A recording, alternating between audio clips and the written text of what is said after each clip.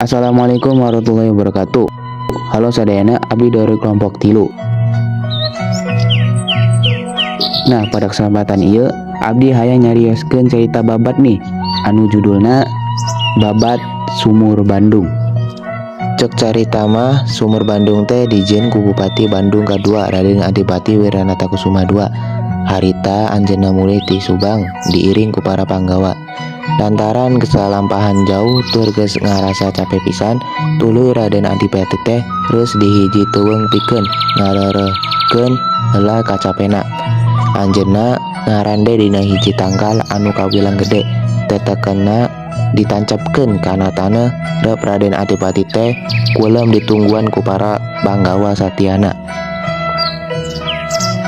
Teu sabaraha lila Raden Adipati teh hudang nanggung tuluy nyabut tetekena. Tah barang tertekan eta dicabut ngaburial cai tina urut tetekena teh. Cek ujaring carita salah saurang panggawa tuanya, "Kamparan, geuning tina tilas teteken teh keluar cai, tupi eta cai naon?" "Nyaeta cai Sumur Bandung, cai anu bakal jadi kahirupan jeung karahayuan urang Bandung," jaganing geto. Tembak Raden Adipati Wiranata Kusuma II. Satuluyna ku kasaktian Raden Adipati nu jelas henteu samana dina waktu sapeting urut eta teteken dijadikan sumur. Cukup sekian dari abdi. Wassalamualaikum warahmatullahi wabarakatuh.